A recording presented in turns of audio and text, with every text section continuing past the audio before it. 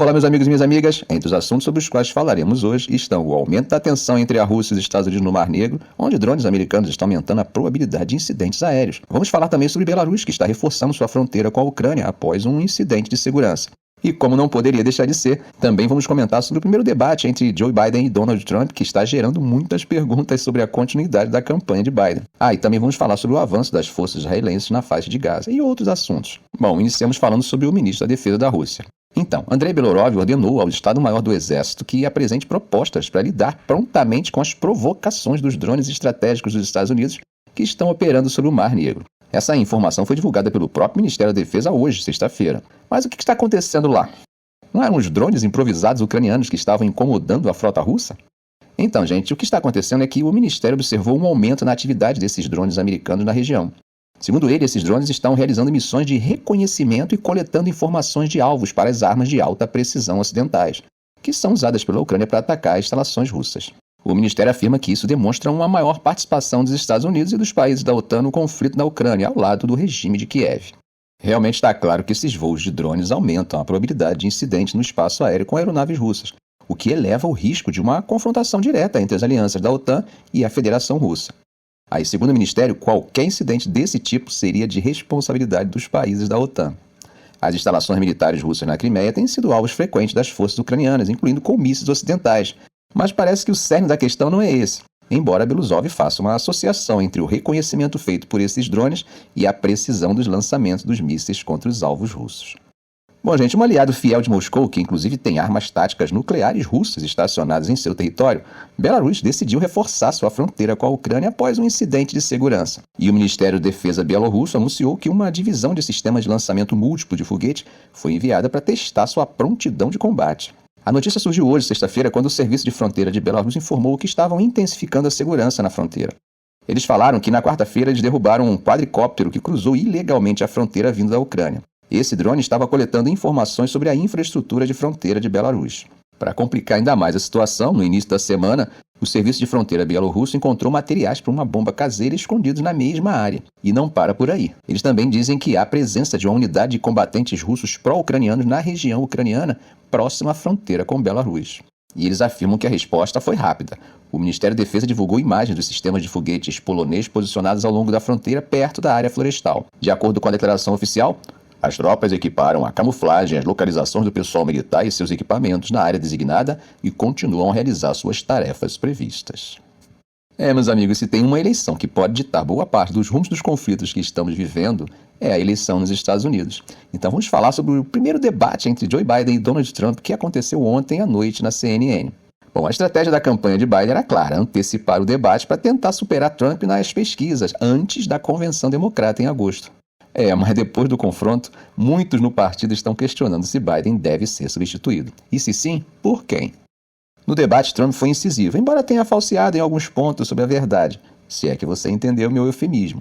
Enquanto Biden, com a voz rouca, apresentou uma performance hesitante e às vezes desconexa. Ele não apenas trocou palavras como trilionários por bilionários, mas também teve dificuldade em concluir frases e raciocínios, perdendo tempo para se lembrar de estatísticas e informações sobre as suas próprias realizações no governo. Para vocês terem uma ideia, Biden falou quase 5 minutos a menos que Trump, mesmo com o tempo igual para os dois. Trump falou por 41 minutos e 2 segundos, enquanto Biden utilizou 36 minutos e 12 segundos. Claro que Trump percebeu e não perdeu a chance de alfinetar o adversário. Depois que Biden respondeu uma pergunta sobre imigração, Trump comentou: "Eu realmente não sei o que ele disse no final daquela frase. Eu não acho que ele saiba o que disse também." Na história, nenhum presidente em exercício desistiu da disputa a essa altura de uma campanha. E há pouco consenso entre os democratas sobre como fazer uma troca caso fosse necessário. Logo após o debate, Biden, em Atlanta, disse aos repórteres em uma lanchonete: "Acho que nos saímos bem." E sobre as preocupações com sua exibição e apelos para que considerasse abandonar a corrida, respondeu: "Não, é difícil debater com um mentiroso", indicando que sua rouquidão era consequência de uma dor de garganta. As dúvidas sobre a saúde e a capacidade cognitiva de Biden não são novas. No ano passado, David Alshaw, um importante estrategista democrata, sugeriu que ele deveria desistir da reeleição. Recentemente, um vídeo em que Biden parecia congelado durante um concerto na Casa Branca acabou viralizando. Por outro lado, seu discurso no aniversário de 80 anos do dia D foi considerado eloquente e tocante.